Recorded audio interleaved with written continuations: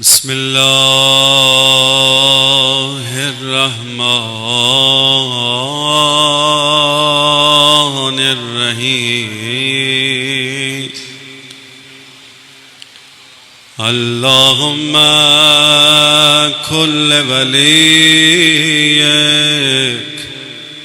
الحجة ابن الحسن صلواتك عليه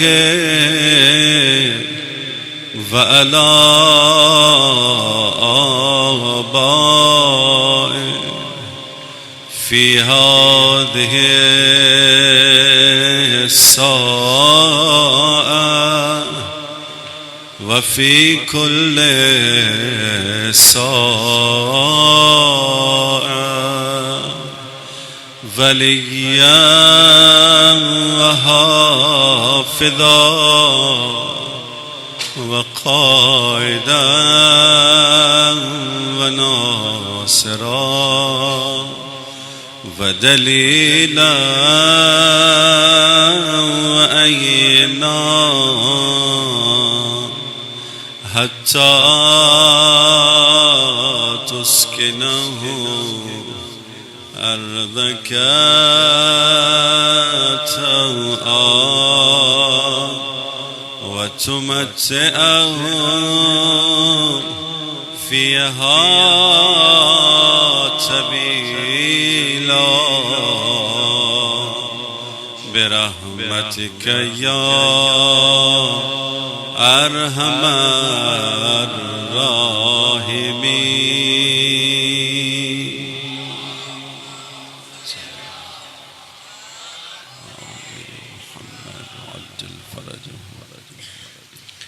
أعوذ بالله السميع العليم من الشيطان اللعين الرجيم. بسم الله الرحمن الرحيم. الحمد لله الذي لا مضاد له في ملكه ولا منازع له في أمره ولا شبيه له في عظمته ولا شريك له في خلقه والصلاة والسلام والتحية والإكرام على سيدنا ونبينا وحبيب إلهنا وطبيب نفوسنا وشفيع ذنوبنا أبي القاسم محمد صلى على محمد وعلى آله الطيبين الطاهرين المعصومين المنتجبين المظلومين الذين أذهب الله عنهم الرجس وطهرهم تطهيرا.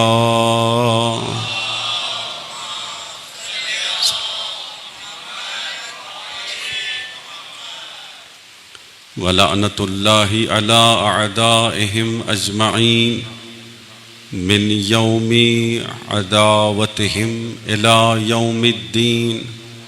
أما بعد فقد قال الله سبحانه وتعالى في محكم كتابه الكريم: بسم الله الرحمن الرحيم. يا أيها الذين آمنوا اتقوا الله وكونوا مع الصادقين.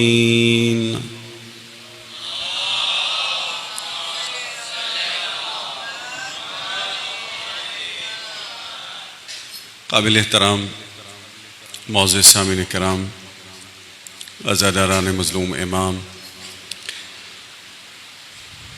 عظمت امام اور اصحاب امام حسین علیہ السلام کے عرفانی مقامات ہمارا عنوان گفتگو ہے۔ تمام اصحاب امام حسین علیہ السلام کے بلند مقامات پر ہماری گفتگو ہوتی رہی۔ اور کل سے ہم نے اہل بیت امام حسین علیہ السلام کے بارے میں گفتگو کا آغاز کیا۔ دیکھیے، جتنے اصحاب ہیں انہیں بلند مقامات نصیب ہوئے، اور وہ اس لیے کہ یہ مولا کے ساتھ رہے اور مولا کا ساتھ دیتے رہے، مولا کی ولایت میں محو ہو گئے، مولا کی محبت میں محو ہو گئے۔ تو یہ سارے اصحاب تھے، اور اصحاب کا مقام یہ ہے کہ وہ صحبت میں رہ کر، ساتھ رہ کر بلند مرتبوں پر فائز ہو جاتے ہیں۔ یہ اصحاب ہیں۔ تو پھر آپ اس شخصیت کے بارے میں کیا سوچیں گے کہ جو صحابی حسین نہیں ہے، جو جان حسین ہے، جو نفس حسین ہے، جن کے لیے خود مولا امام حسین شب عاشور میں جب مولا عباس کو مولا امام حسین نے لشکر ابن سعد کی طرف بھیجا تو یہ کہا، بے نفسی انت، میری جان تم پر قربان ہو عباس۔ اتنی محبت ہے مولا کو عباس سے کہ کہا، عباس بے نفسی، میری جان تم پر قربان ہو۔ یہ مقام حضرت عباس علیہ السلام ہے۔ آج مولا ہی کی رات ہے، مولا کا ذکر ہوگا۔ مولا کے مقامات کے حوالے سے میں چاہتا ہوں چند ایک معروضات پیش کروں، اور پھر ہم اپنی منزل کی طرف چلیں گے۔ مولا کے مصائب کا بھی ذکر ہوگا۔ اگر ہم روایات اور روایات کے ساتھ زیارات کا مطالعہ کریں، صرف تلاوت نہیں، ان زیارات کو پڑھیں اور سمجھیں، ان زیارات میں مولا عباس کے القابات بیان ہوئے ہیں۔ یہ وہ القاب ہیں جو معصومین نے مولا عباس کو دیے ہیں۔ ان القابات سے ہمیں سمجھ میں آ جائے گا کہ مولا کا مقام کیا ہے، حضرت عباس کا مقام کیا ہے۔ مولا کائنات نے نام عباس دیا ہے۔ عباس اس جری کا نام ہے۔ عباس کے معنی کیا ہیں؟ عباس کے معنی اس جری کے ہیں کہ جب وہ میدان جنگ میں آ جاتا ہے تو زلزلہ آ جاتا ہے، اور ایسا زلزلہ آتا ہے کہ دشمن خائف بھی ہو جاتا ہے اور خوف سے میدان سے بھاگ بھی جاتا ہے۔ یہ میں لغت کے حوالے سے صرف گفتگو کر رہا ہوں۔ اگر آپ کتاب لسان العرب کہ جو عربی زبان کی لغت ہے آپ جا کر دیکھیے تو آپ کو بالکل یہی معانی ملیں گے کہ عباس اسے کہتے ہیں کہ میدان میں آ جائے تو دشمن خوف کی وجہ سے میدان سے بھاگ جائیں۔ یہ عباس کے معنی ہیں۔ اور پھر مولا کی کنیت ہے ابو الفضل، کانٹیکسٹ پہ ہے، کبھی ابو الفضل، کبھی ابو الفضل، کبھی ابی الفضل کہتے ہیں، لیکن یہ سب سیم ہیں۔ ابو الفضل ظاہری اعتبار سے تو ان کے بیٹوں میں سے ایک بیٹے کا نام ہے فضل، تو اس لیے ابو الفضل ہو گئے، لیکن باطنی اعتبار سے دیکھا جائے تو معنی یہ بنتے ہیں کہ جتنی فضیلتیں ہیں وہ عباس کے دل میں موجود ہیں، اس لیے ابو الفضل ہیں۔ اچھا، اب القابات کی طرف آتے ہیں۔ مولا کے القاب میں سے ایک لقب قمر ہے، قمر بنی ہاشم۔ اس کا ذکر روایات میں بھی ہوا ہے، زیارات میں بھی ہوا ہے۔ قمر بنی ہاشم ہے۔ آپ کو معلوم ہے کہ پوری دنیا میں بنی ہاشم کے جوان بہت خوبصورت ہوتے ہیں۔ ان جوانوں میں، اب ان کے اپنے زمانے کی بات ہو رہی ہے، رسول اللہ کے جد عبد مناف کو قمر البطحا کہا جاتا تھا. قمر البطحا. بطحا وہ علاقہ ہے جو مکہ اور منی کے درمیان ہے, وہیں پر رہتے تھے, تو سب ان کو قمر البطحا کہتے تھے. بطحا کے قمر ہیں.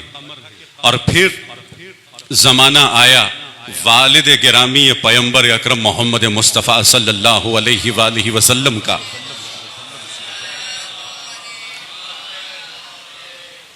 جمال کے عروج پر ہیں, ظاہری نورانیت بھی ہے, باطنی نورانیت بھی ہے, تو سب انہیں قمر الحرم کہہ کر پکارتے تھے. حرم کے یعنی جو حرم ہے پورا مکہ, اس میں جو ایک بہت بڑا احاطہ ہے, اب میرے ذہن میں نہیں ہے کہ کتنے کلومیٹرز ہیں حرم کے, انہیں قمر الحرم, حرم کا ایک مقام ہے, تو یہ حرم کے قمر ہوئے. اب دیکھیے بنی ہاشم میں یہ کتنے خوبصورت لوگ ہیں جو پیدا ہوئے.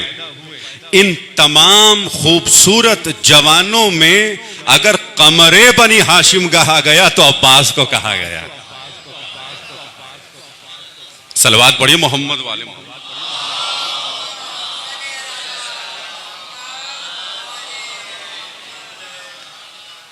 تو قمر بنی ہاشم ہیں. لیکن عزیزان محترم, شاید آپ نے غور کیا ہو کہ مولا عباس کو قمر کیوں کہتے ہیں, شمس کیوں نہیں کہتے, سورج کیوں نہیں کہتے. قمر کا نور اپنا نہیں ہوتا, قمر کی روشنی اپنی نہیں ہوتی. قمر چاند اپنی روشنی اپنا نور سورج سے لیتا ہے. اگر قمر مولا عباس ہیں تو شمس و خورشید مولا حسین ہیں. مولا عباس یہ بتلا رہے ہیں شمس کے ہوتے ہوئے میں شمس نہیں بن سکتا, میں قمر ہوں, میں اپنا نور اپنے حسین سے لیتا ہوں.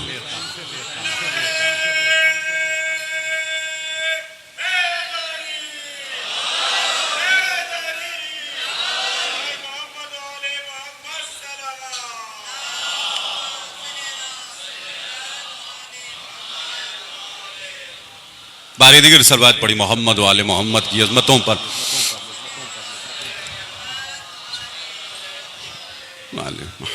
اور مولا کے القاب میں سے ایک لقب ہے سقا, پانی پلانے والے ہیں, سقا ہیں. اور مولا کو ابل قربہ بھی کہتے ہیں, صاحب مشکیزہ. آپ دنیا میں جہاں جہاں علم دیکھیں گے وہاں وہاں مشکیزہ بھی دیکھیں گے.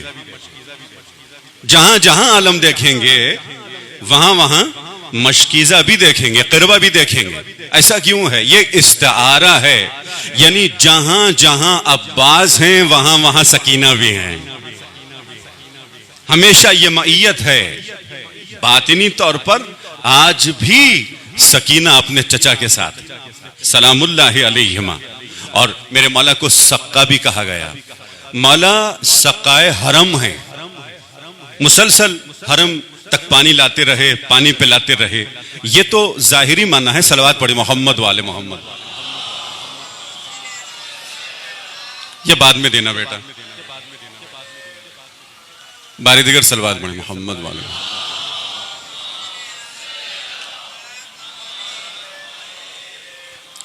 یہ تو ظاہری معنی ہے نا کہ مولا اہل حرم کو مسلسل پانی پلاتے رہے, لیکن اس کے باطنی معنی بھی ہیں. اس کے باطنی معنی کیا ہیں؟ اور یہ عرفا بتلاتے ہیں کہ مولا کائنات ساقی کوثر ہیں اور ان کے فرزند سقا ہیں. اپنے بابا کے نقش قدم پر ہر اہل دل کو, ہر اہل عرفان کو آب ولایت پلا کر توحید کے مقام تک پہنچا دیتے ہیں. صلوات پڑھیں محمد والے محمد.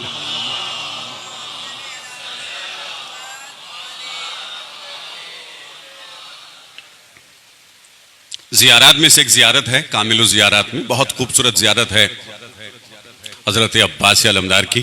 اس میں ہم مولا کو سلام کرتے ہیں اور کیا مقامات بیان ہوئے مولا کے. السلام علیکہ ایہا العبد الصالح سلام ہو آپ پر اے عبد صالح. کوئی عام شخص نہیں کہہ رہا، امام عباس کو عبد صالح کہہ رہے ہیں. ایک مقام وہ ہے کہ جب پروردگار نے پیغمبر کو یہ لقب دیا، سبحان الذی اسرا بعبدہ لیلا من المسجد الحرام الی المسجد الاقصی، کہ یعنی وہ کہتا ہے جو میری طرف آیا ہے، لقب رسول نہیں دیا، لقب نبی نہیں دیا، جو میری طرف آ رہا ہے وہ میرا عبد ہے. جو عبد ہوتا ہے وہ معراج کے سفر کے لیے جاتا ہے. امام نے سوچ سمجھ کر یہ لقب مولا عباس کو دیا ہے کہ ہاں رسول کے نقش قدم پر چل کر عباس بھی عبد بنے ہیں اور معراج کے سفر پر گئے ہیں. صلوات پڑھیں محمد والے محمد.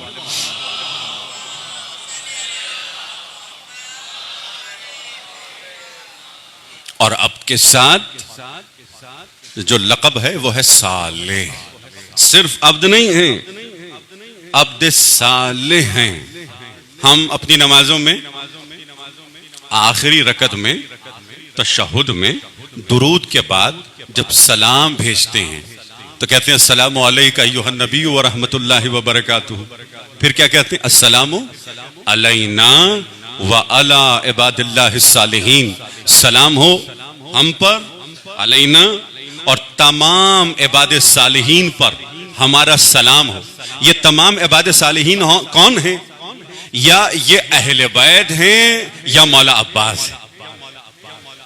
ہم اپنی نماز میں ان کو سلام کر رہے ہوتے ہیں، اپنے ائمہ کو، اہل بیت کو، انبیاء کو، اوصیاء کو اور اولیاء کو، اور ساتھ ہی مولا عباس کو بھی سلام کر رہے ہیں. صالح کے لفظ کو سمجھانے کے لیے قرآن کریم میں پروردگار نے ایک اور لفظ استعمال کیا اور وہ ہے مخلص. الا عبادک منہم المخلصین. مخلص کا لفظ استعمال ہوا ہے، مخلص نہیں. مخلص کون ہے؟ مخلص وہ ہے جو آہستہ آہستہ خلوص حاصل کرنے کی کوشش کر رہا ہے، اپنے عمل کو خالص بنانے کی کوشش کر رہا ہے، اپنی صفات کو خالص بنانے کی کوشش کر رہا ہے.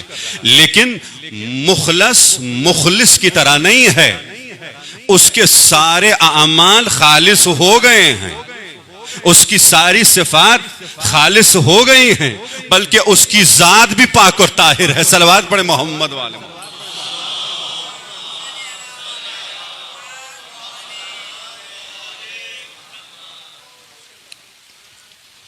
ایھا العبد الصالح، اے عبد صالح آپ پر سلام ہو.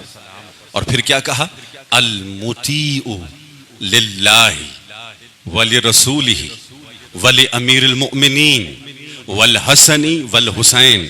سلام ہو آپ پر اے مطیع پروردگار، اے مطیع رسول اللہ، اے مطیع امیر المومنین اور امام حسن و امام حسین علیہ الصلوۃ والسلام. عجیب منزل ہے. دیکھیے موتی کا جو لفظ استعمال ہوا ہے نا، اگر ہم کسی مومن کی تعریف کریں تو ہم کہیں گے بڑے اچھے انسان ہیں، بڑے اچھے انسان ہیں. لیکن ہم یہ نہیں کہہ سکتے کہ یہ ہمیشہ گناہوں سے دور رہتے ہیں. دوسرے لفظوں میں یعنی یہ ہمیشہ اطاعت کرتے ہیں. ایسے لوگ ہیں جو لوگوں کی نظروں کے سامنے تو موتی ہوتے ہیں، گھر جا کر گنہگار ہو جاتے ہیں. جو جلوت میں لوگوں کے سامنے ہجوم میں بڑے موتی ہوتے ہیں، لیکن جب تنہا ہو جاتے ہیں، جب خلوت میں ہوتے ہیں تو گنہگار ہو جاتے ہیں.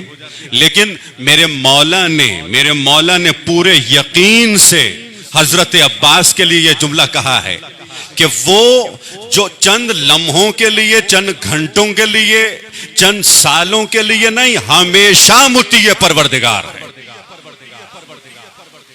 ہمیشہ مطیع پروردگار. اچھا میں کہوں مولا جب کہہ دیا مطیع پروردگار تو کافی تھا، پھر یہ کہنے کی کیا ضرورت تھی کہ یہ مطیع رسول خدا بھی ہیں، مطیع امیر المومنین بھی ہیں، یہ مولا امام حسن کی بھی اطاعت کرتے ہیں، مولا امام حسین کی بھی اطاعت کرتے ہیں، یہ کہنے کی کیا ضرورت تھی؟ تو مولا کہیں گے اس لیے کہ تم پہلے جا کر آیت اطاعت کی تلاوت کرو، اطیعوا اللہ و اطیعوا الرسول و اولی الامر منکم۔ پروردگار عالم نے جب کہہ دیا ہے کہ ہاں صرف میری اطاعت نہیں، تمہیں کہاں سے سمجھ میں آئے گا کہ تم میری اطاعت کر رہے ہو یا نہیں کر رہے ہو؟ جو بھی میرے رسول اور آل رسول کی اطاعت کرے گا وہ میری اطاعت کر رہا ہے۔ صلوات پڑھیں محمد والے محمد۔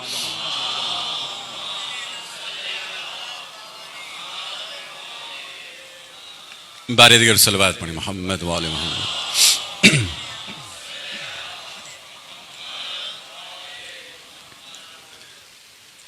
مولا کے القاب میں سے ایک لقب فقیہ اہل بیت ہے۔ فقیہ کا لفظ آپ نے سنا ہوگا۔ فقیہ کہتے ہیں اہل علم کو، وہ عالم جس کا علم بہت گہرا ہو، وہ عالم جس کا علم اپنے عروج پر ہو، وہ فقیہ ہوتا، اہل فقاہت۔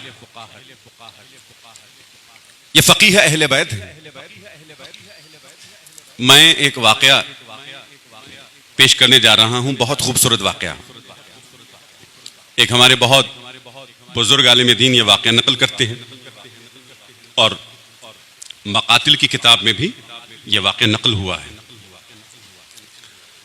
تو یہ ہمارے مرحوم عالم دین یہ کہتے ہیں، بہت بزرگ آیت اللہ گزرے ہیں، حضرت آیت اللہ محمد حسن شیرازی، وہ یہ کہتے ہیں کہ ہم نجف اشرف میں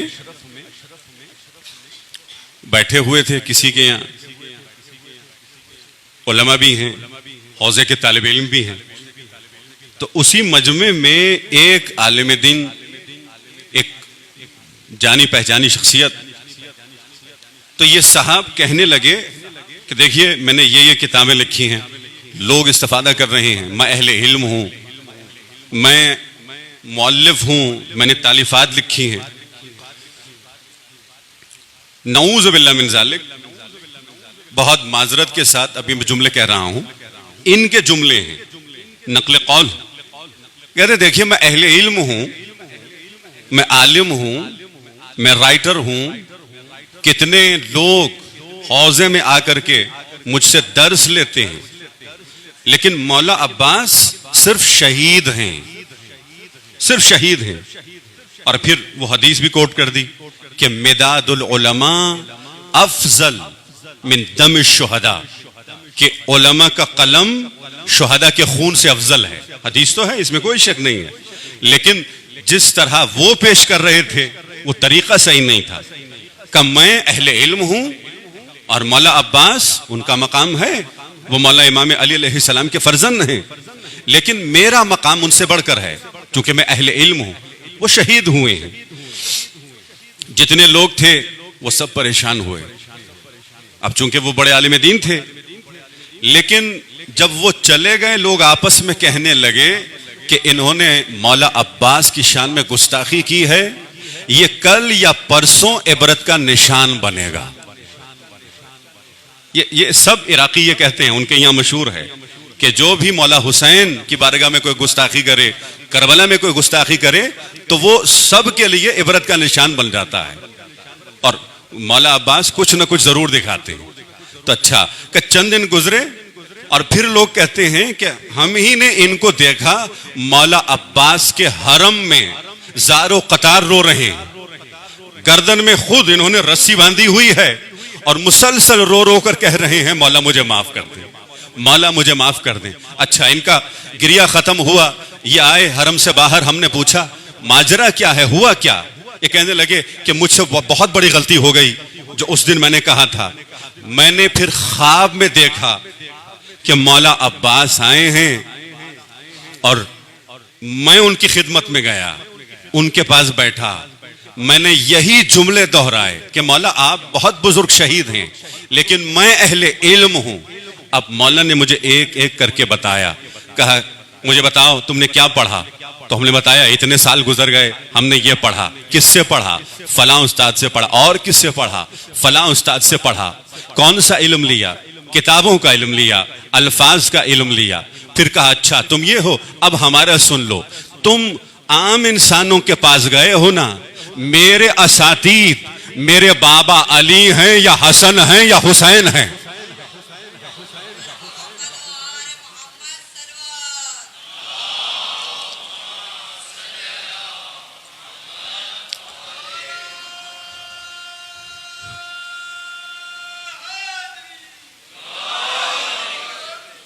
تمہارے اساتذہ کون ہیں؟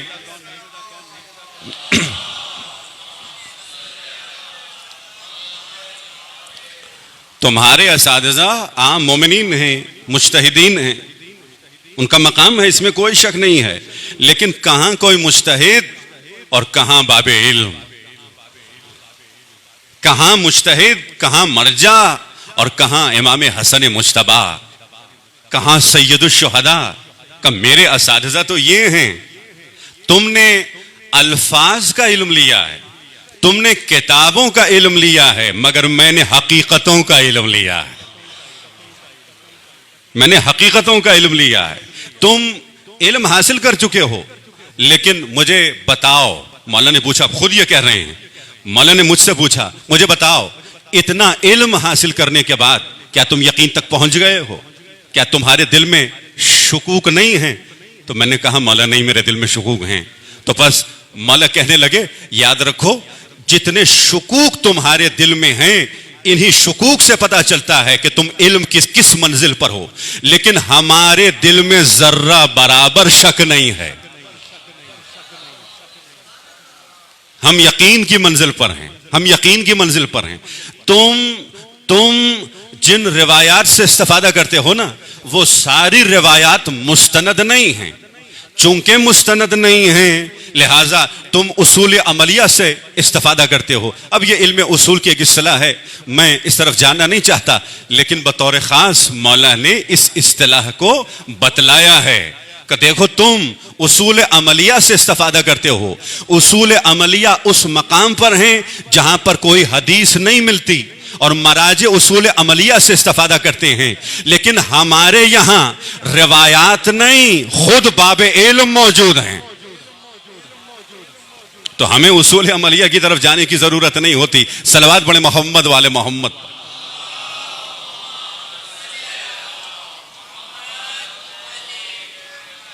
اور یہ بھی سن لو، اچھا یہ آخری جملے ہیں، اس واقعے کے آخری جملے ہیں، کہا کہ مجھے بتاؤ، اور پھر مولا نے دلائل بھی دیے، ایک ایک دلیل پیش کی، اور پھر کہا کہ تم ریاکاری کی بیماری میں مبتلا ہو،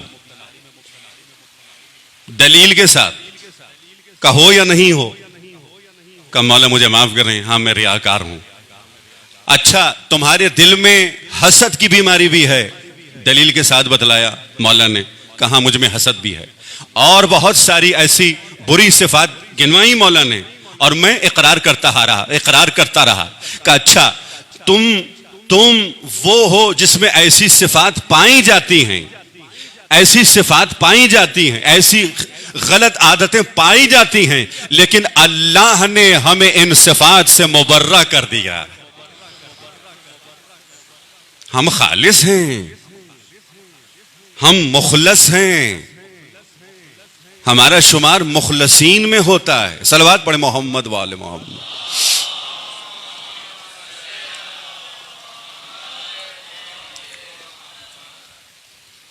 اور یہ مقام ہے مولا عباس کا کہ ایک زیارت میں امام معصوم یہ کہتے ہیں کہ عباس آپ نے وفا کی انتہا کر دی ہے۔ وفا کی انتہا ہم نہیں سمجھ سکتے،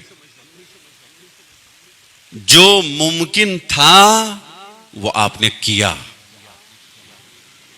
ہم اپنے بارے میں سوچیں، ہم عام انسان ہیں، ہم معصوم نہیں ہیں، ہم سے غلطیاں ہوتی ہیں، ہم جتنی کوشش کریں، پہلے تو ہمارے ماں باپ کہیں گے کہ نہیں تم پوری کوشش نہیں کرتے ہو، تم پوری کوشش نہیں کرتے ہو، اسی لیے تم سے کوتاہیاں ہو جاتی ہیں. تم صحیح سے جو کام کرنے کا حق ہوتا ہے اس طرح سے کر نہیں پاتے. لیکن امام معصوم مولا عباس کے لیے کہہ رہے ہیں کہ مولا عباس نے اپنی پوری کوشش بھی کی اور وفا کی انتہا بھی کر دی، وفا کی آخری حد تک چلے گئے. اور پھر کیا ہوا؟ بہت ہی طولانی حدیث ہے، اگر میں آپ کے لیے ڈھونڈ سکوں تو 2-3 جملے، بہت پیارے جملے ہیں. صلوات پڑھیں محمد و آل محمد.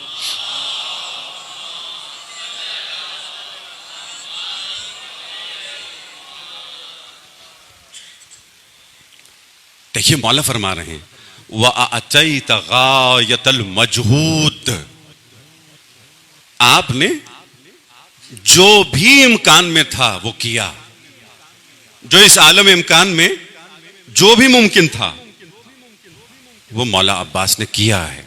پھر کیا ہوا؟ فَبَعَثَكَ اللَّهُ فِي الشُّهَدَاءِ، اللہ نے آپ کو شہداء میں مبعوث کیا.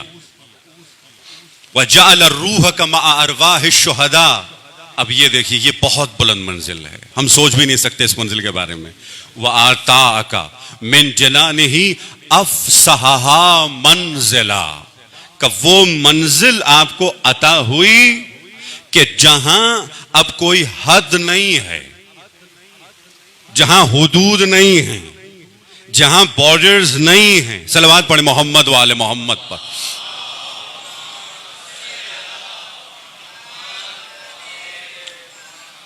دیکھیے میں ایک مثال کے ذریعے سے سمجھانے کی کوشش کروں گا.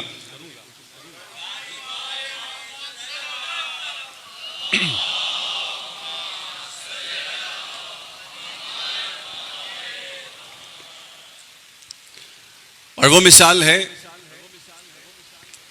یہاں کی نہیں ہے، آسٹریلیا کی مثال ہے. شاید 9-10 سال پہلے جب ہم سڈنی سے جاتے تھے پرتھ، کس لیے؟ پرتھ کے نزدیک ایک علاقہ ہے کرٹن، ایک چھوٹا سا ٹاؤن ہے. وہاں ہم کیوں جاتے تھے؟ وہاں ہمیں بلاتے تھے، ایک کمپنی ہے جس کا نام سیکیورٹی کمپنی ہے، سرگو کے نام سے.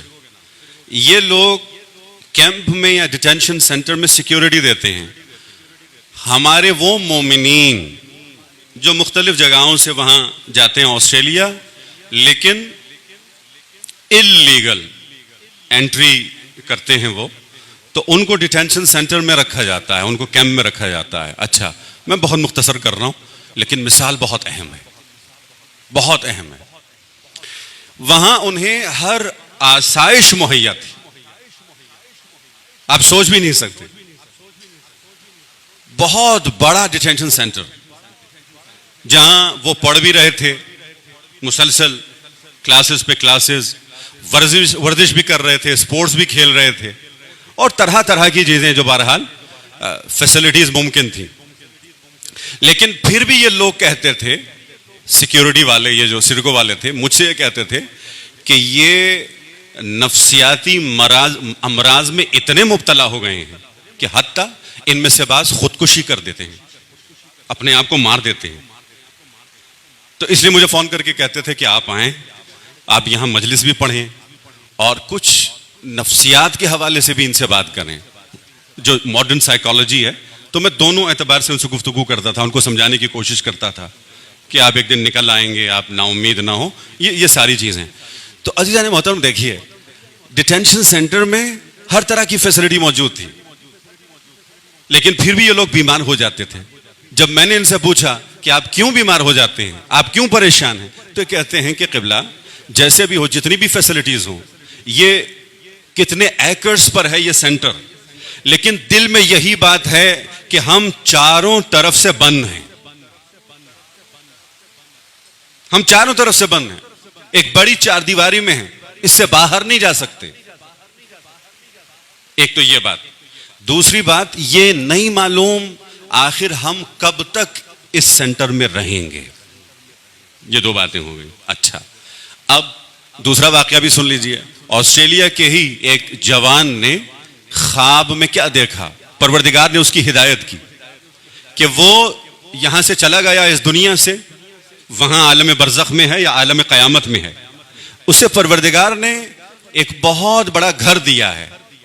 اب نہیں معلوم کتنی چار دیواری تھی، گھر بڑا تھا، کتنے ایکرز پر گھر تھا، اور بھی لوگ تھے، لیکن وہ یہ دیکھ کر بہت پریشان ہو گیا. کیوں؟ کہ میں اس وقت محسوس کر رہا تھا کہ اب میں ہمیشہ کے لیے اسی چار دیواری میں رہوں گا. آپ پہنچ گئے میری بات تک؟ تھوڑی دیر کے لیے آپ سوچیں، تھوڑی دیر کے لیے سوچیں کہ ہم بہشت میں بھی ہوں، جنت میں ہمیں گھر بھی مل جائے، ایکرز پر ہوں وہ گھر، نہیں ایکٹرز پر ہو، آپ کے ہزاروں ہیکٹرز ہوں. آخر کب تک، آخر کب تک ہم اسی مکان میں، اسی چار دیواری میں محبوس ہو کر رہ جائیں گے؟ آخر کب تک؟ ہمیں یہ سوچنا ہے. دیکھیے زیارت کے اس لفظ سے ہمیں کیا پیغام مل رہا ہے کہ ایک ہماری منزل ہے کوئی مومن جا رہا ہے، بہشت اس کے نصیب میں ہے، جنت اس کے نصیب میں ہے، لیکن ایک محدود جنت میں ہے، ایک محدود بہشت میں ہے، ایک محدود گھر میں ہے.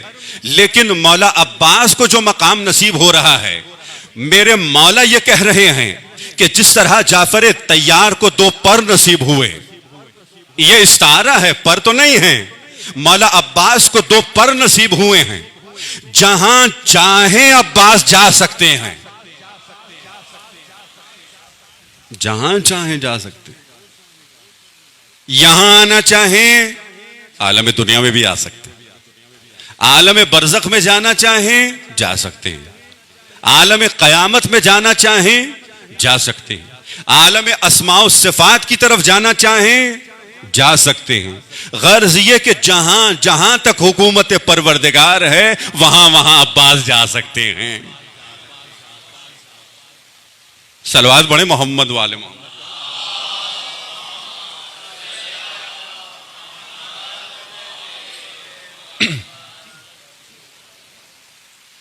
یہ مولا کائنات، مولا امام حسن، مولا امام حسین کی تربیت کا اثر ہے، اور ایک ماں کی تربیت کا اثر ہے. ام البنین جیسی ماں کی تربیت کا اثر ہے.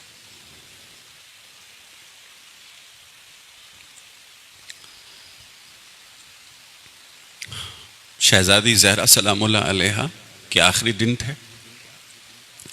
شہزادی زہرا نے وصیت کی، مولا سے کہا یا ابا الحسن، میرے بعد ام البنین سے شادی کرنا. کہ وہ کیوں؟ کہ میں نے خود دیکھا کہ جہاں جہاں میرے حسین کے قدم پڑتے تھے، وہاں وہاں سے یہ مومنہ ام البنین خاک اٹھا کر اپنی آنکھوں پہ رکھتی تھی.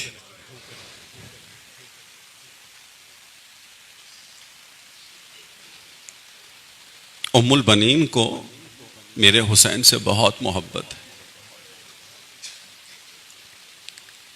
حضرت ام البنین کی شادی ہوئی، آئیں مولا کے گھر، دروازے پر رک گئیں. مولا نے کہا آپ اندر کیوں نہیں جاتی؟ کہ نہیں، آپ پہلے زینب کو بلائیں، زینب اجازت دیں تو میں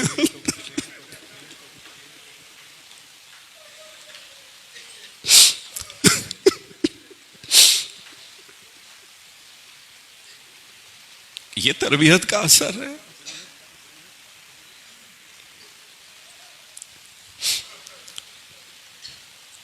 بچوں کی ولادتیں ہوئیں، بچے بڑے ہو گئے. اب کتنے واقعات، ان میں سے بعض واقعات کتابوں میں درج. اپنے بچوں کو جمع کیا، اے بچوں، تمہارے بابا علی ہیں مگر تمہاری ماں زہرا نہیں ہے. کہ تمہاری ماں ایک کنیز ہے. اپنے بچوں سے کہا، بطور خاص عباس سے کہا، عباس بیٹا کبھی حسین کو بھائی نہ کہنا.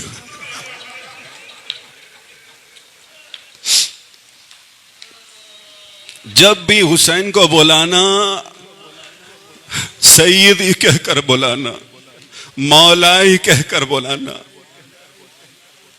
اور عباس نے یہی کیا، ہمیشہ یہی کیا. عباس ابھی چھوٹے تھے. روایت کے جملے ہیں، حضرت ام البنین بھی ہیں. ملائک کائنات نے عباس کو گود میں لیا، اب مسلسل عباس کے بازوؤں کا بوسہ لے رہے ہیں.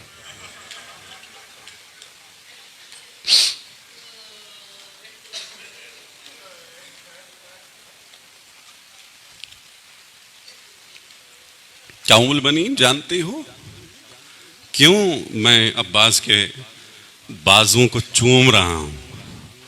کہ نہیں مولا آپ بتائیں. کہ ایک دن یہ بازو قلم کر دیے جائیں گے. میری جتنی مائیں سن رہی، میری جتنی بہنیں سن رہی ہیں، آپ کے تصور میں کیا ہوگا؟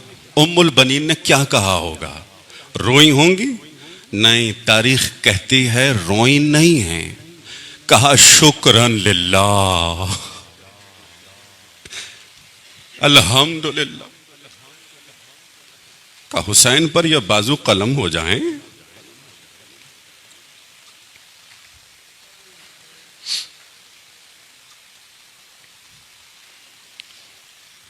پشت در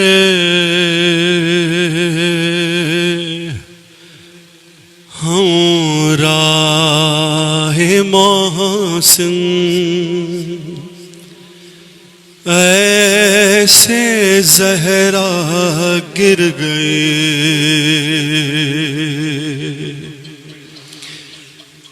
پشت در ہم راہ محسن،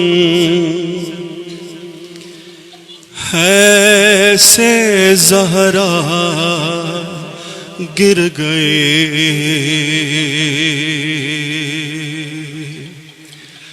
زینب دلگیر حجرے میں سراپا گر گئے.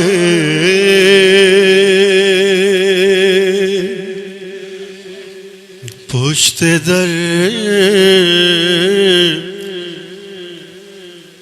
ہم راہ محسن، ایسے زہرا گر گئی.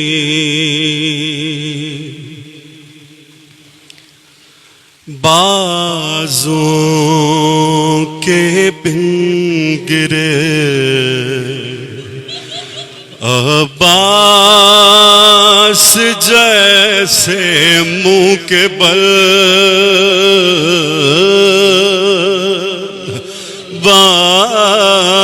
بازوں کے بن گرے عباس جیسے منہ کے بل. بے کجاوا اونٹ سے بالی سکینہ گر گئے.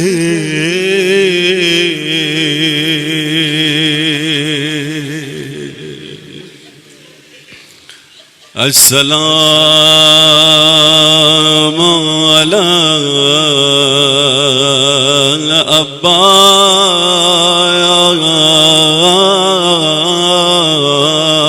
عباس، السلام یا ساقی العطاشا.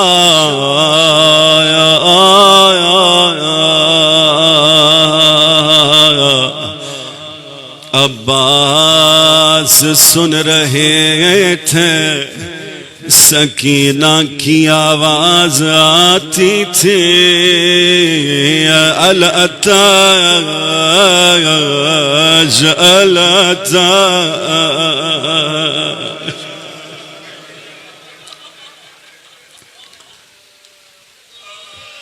مولا حسین کے خیمے میں گئے.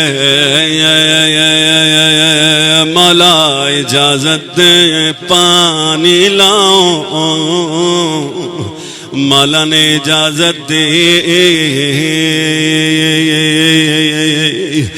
شہزادی سکینہ آئی. چچا آیا.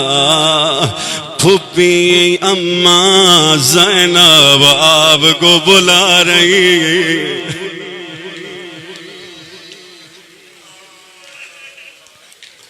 مولا عباس حاضر ہوئے. جیسے ایک غلام آیا شہزادے کے حضور بیٹھا ہو. دو زانوں ہو کے بیٹھے. سیدتی مولاتی حکم کرے. عباس عباس ایک دن بابا نے مجھے بلایا. میری کلائیوں کا بوجھا لیتے رہے. میری گردن کا بوجھا لیتے رہے. میں نے کہا بابا اس طرح کبھی آپ نے پیار نہیں کیا. کہا زینب ایک دن آئے گا ان ہاتھوں میں رسیاں ہوں گی.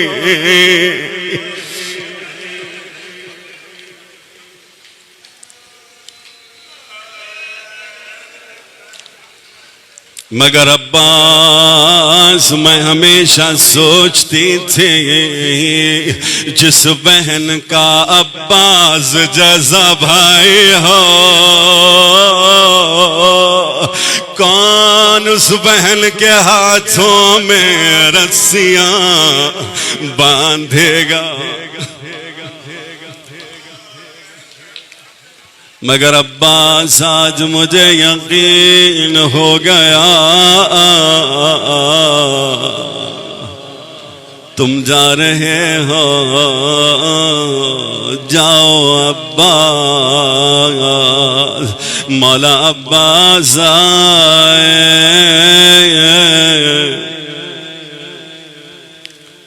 ہزاروں کا لشکر نہر فرات کے سامنے ہے مگر کوئی روک نہ سکا.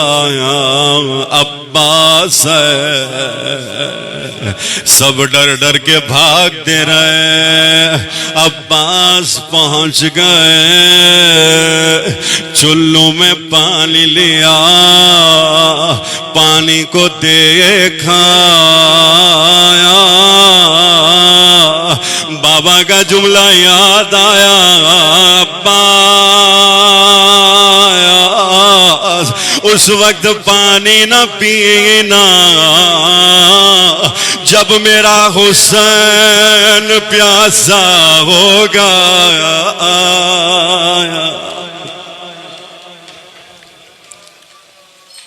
مگر عرفا نے کیا جملہ کہا کہ عباس نے پینے کے ارادے سے پانی نہیں لیا بلکہ چلو میں پانی لے کر کہا اے آب فرات تم کتنے بد نصیب ہو.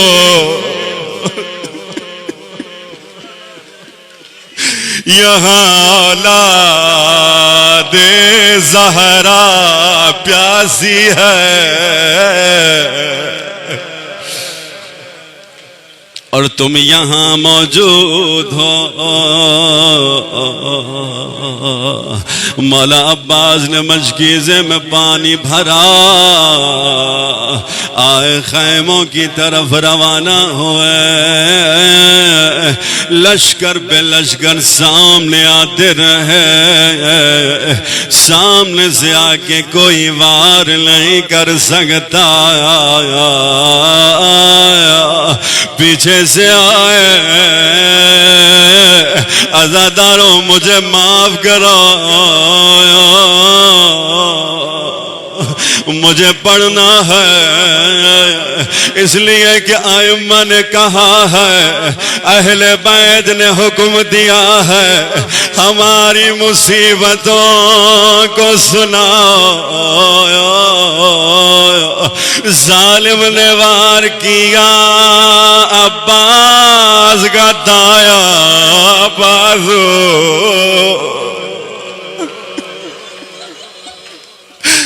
وہ بازو گر گیا جس پہ علی بوسہ دیتے تھے، پھر وار ہوا بایاں بازو بھی گر گیا۔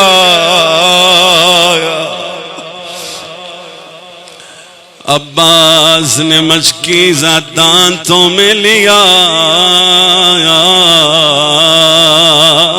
اپنی فکر نہیں ہے، اپنی جان کی فکر نہیں ہے، تیروں پہ تیر آ رہے ہیں، نیزوں پہ نیزے آ رہے ہیں، مگر عباس کی توجہ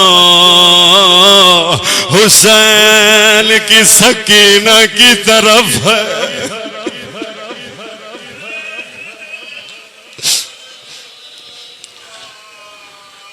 بس عزادارو ایک تیر مشکیزے میں لگا، پانی بہ گیا، عباس کی امید ٹوٹ گئی، وہ عباس جو ابھی خیمے کی طرف جا رہا تھا ایک دم سے رک گیا، اب جا کے کیا کروں گا؟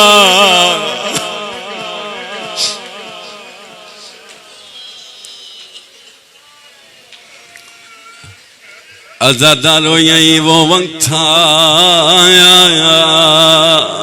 جس وقت کے لیے حرملہ ملعون کہتا ہے، دربار مختار میں کہتا ہے، میں نے ترکش سے تیر نکالے،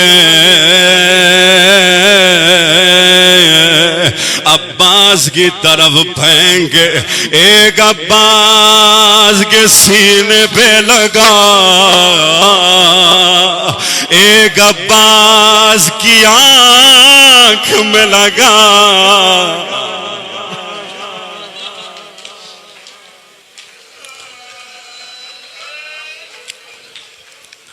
ام البنین نے زینب سے یہ سوال کیا تھا، زینب میرا عباس بڑا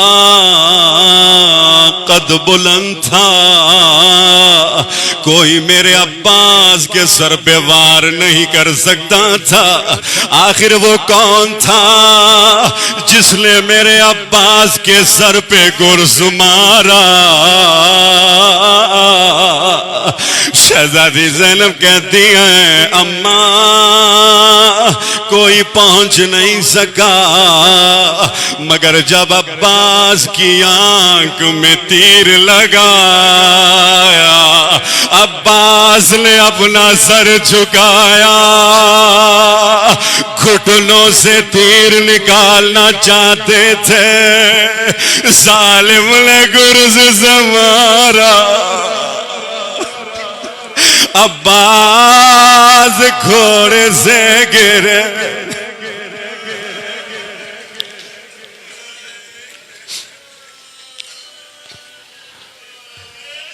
مولا حسین آئے، راوی کہتا ہے میں نے دور سے دیکھا، حسین کے ہاتھوں میں جیسے قرآن ہو، کبھی ایک قرآن کو چومتے ہیں، کبھی دوسرے قرآن کو چومتے ہیں، پھر خود کہتا ہے میں قریب گیا، حسین کے ہاتھوں میں عباس کے کٹے بازو تھے۔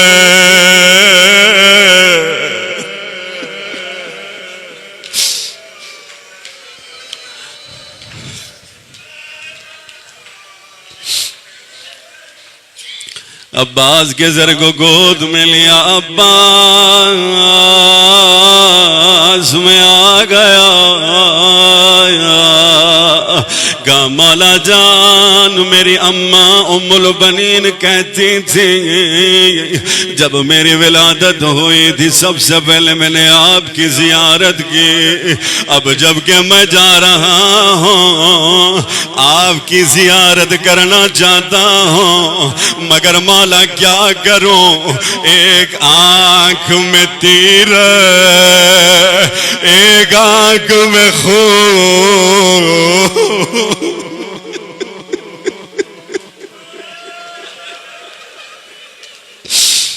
مولا جان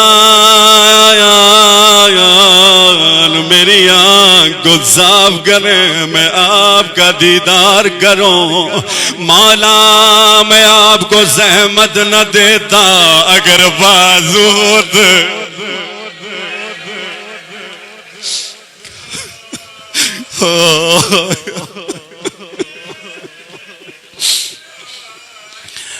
میرے مولا نے اپنی آبا کے دامن سے عباس کی آنکھ کو صاف کیا، عباس نے حسین کی زیارت کی، کہا اچھا عباس ابھی سنو، میری بھی ایک خواہش ہے، تم نے زندگی بھر مجھے یا مولا کہا یا سید کہا، آج مجھے ایک مرتبہ بھائی کہو۔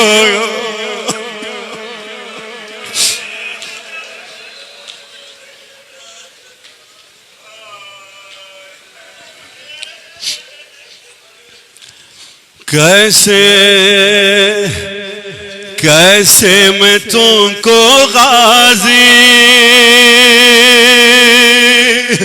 مقتل میں چھوڑوں تنہا، کیسے میں تم کو غازی مقتل میں چھوڑوں تنہا، ماں بھی آ گئی اٹھ کے تو دیکھو بھیا،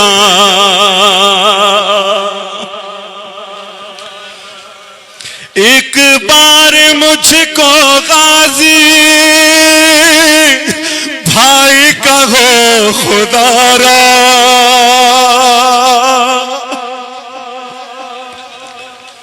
سن لو کہ کہہ رہی ہے زہرا بھی تم کو بیٹا، عباس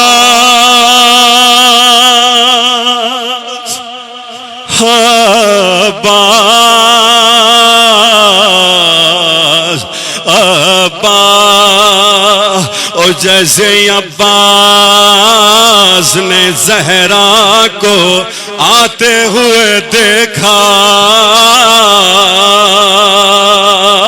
ایک مرتبہ مدینہ کا رخ کیا، اماں مجھے معاف کرو، میں حسین کو بھائی